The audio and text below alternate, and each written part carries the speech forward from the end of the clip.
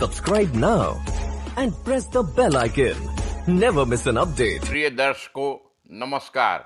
इस वीडियो में मैं आपको मिथुन लग्न और मिथुन राशि के अनेक प्रमुख राजयोगों को बताता हूं, जिनके कारण संबंधित मनुष्य विभिन्न सांसारिक सुखों, धन, ऐश्वर्य, वैभव, पद, पराक्रम इत्यादि को प्राप्त कर सकता है।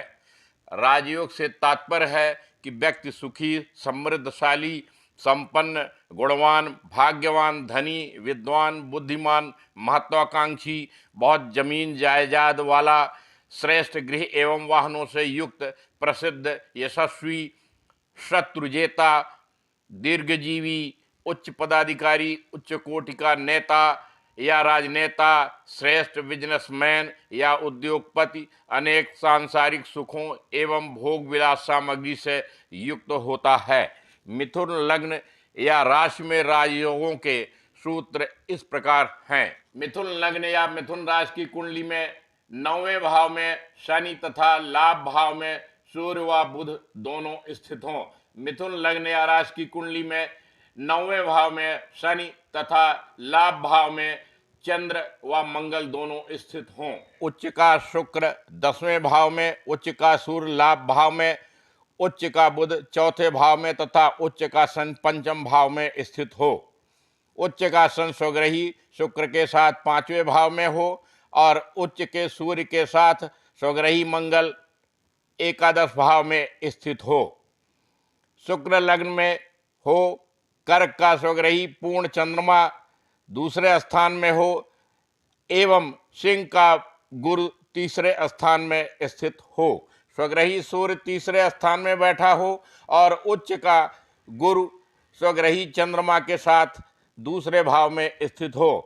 उच्च का सन स्वग्रही शुक्र के साथ 5वें भाव में हो और स्वग्रही गुरु 7वें भाव में स्थित हो। उच्च का गुरु दूसरे भाव में, उच्च का बुध 4थे भाव में और उच्च का सूर्य लाभ भाव में स्थित हो। लग्न में बुध, धन भाव में चंद्रमा, पराक्रम अर्थात तीसरे भाव में सिंह का सूर्य और 10वें भाव में मीन का गुरु स्थित हो। मिथुन लग्न या राशि में राहु और सिंह का मंगल पराक्रम भाव अर्थात तीसरे भाव में स्थित हो और मेष का सूर्य लाभ भाव में हो। सूर्य 11वें भाव में, मंगल 8वें भाव में, शनि उच्च का 5वें भाव में तथा बुध त्रिकोण में स्थित हो। मंगल 11वें भाव में, शुक्र 5वें भाव में, गुरु दूसरे भाव में स्थित हो। शुक्र लग्नेश व दशमेश 10वें भाव में हो, लग्नेश व सप्तमेश केंद्र में एक साथ हो तथा गुरु उन्हें देखता हो। कई ग्रह परमोच्च में हो तथा बुध अपने उच्च के नवांश में हो। लग्न में बुध, गुरु, शुक्र व चंद्र एक साथ हो और उन पर पाप ग्रहों की दृष्टि नहीं पड़ती हो। बुध 4थे भाव में, गुरु 10वें तथा शुक्र 5वें भाव में हो। गुरु कर्क में और चंद्रमा वृष का हो। गुरु या शुक्र उच्च का हो तथा चंद्रमा को वह पूर्ण दृष्टि से देखता हो। शनि मिथुन का हो तथा धनु स्थित गुरु पर शुक्र की दृष्टि हो। बुध, शुक्र व गुरु 9वें भाव में हो तथा इन पर मित्र ग्रहों की दृष्टि पड़ती हो। गुरु कर्क का हो तथा चंद्रमा धनु का हो। शनि 8वें भाव में, गुरु व चंद्र 7वें स्थान में तथा बुध 4थे भाव में स्थित हो। चतुर्थेश व दशमेश में परस्पर स्थान परिवर्तन हो।